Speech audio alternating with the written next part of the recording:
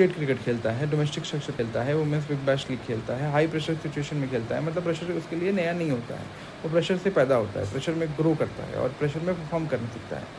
Women's premiere league ने women's cricket बदल दी है, एक्सपोजर आया है, पैसा आया है, वर्ल्ड क्लास कोचिंग भी आ गई होगी। लेकिन WPL कुछ हफ्तों का टूर्नामेंट है, ऑस्ट्रेलिया का सिस्टम पूरे साल चलता है, यानी वहाँ प्रेशर इवेंट की तरह नहीं देखा जाता है। एक लाइफस्टाइल है, आपको साल दर साल उस पर काम करते रहना है, दिन पर दिन काम करते रहना है,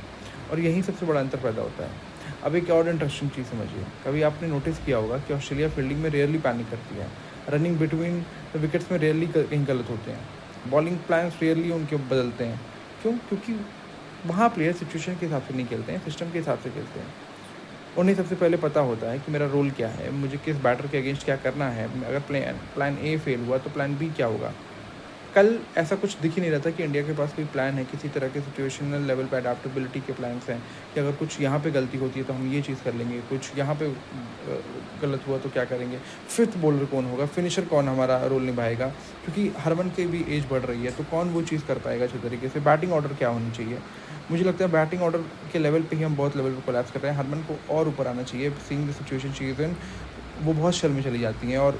उसके उनके लिए उनके हिसाब से बैटिंग लोअर ऑर्डर नहीं हो सकता, वो थोड़ा सा ऊपर आके उनको बैटिंग करनी होगी। यानी टूर्नामेंट शुरू होने के बाद भी सिस्टम इवॉल्व हो रहा है। अगर आप इस पूरी सिचुएशन को देखें तो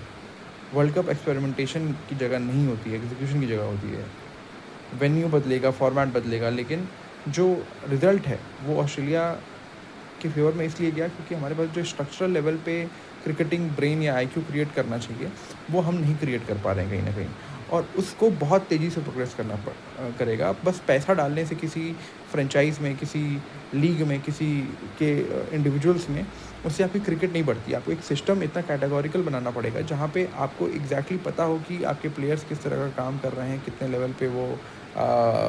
चीज़ों को डेवलप कर रहे हैं अपने क्रिकेटिंग ब्रेन पे, क्या साल भर वो परफॉर्मेंस लेवल या प्रेशर लेवल का क्रिकेट खेल रहे हैं कि नहीं खेल रहे हैं। तो अगर जब तक वो नहीं हो पाएगा, कई सारे लोग, अभी मैं कई सारे एक्सपर्ट्स का वीडियो भी देख रहा था जहाँ पे उन्होंने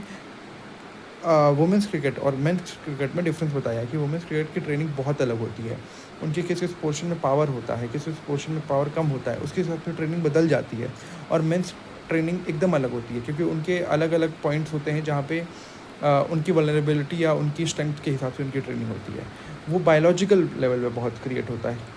कि बायोलॉजिकल लेवल पे एक औरत को, एक आदमी को, दोनों को अलग अलग फिटनेस ट्रेनिंग चाहिए और उस फिटनेस ट्रेनिंग के हिसाब से क्रिकेट इवॉल्व करना चाहिए। Down the slog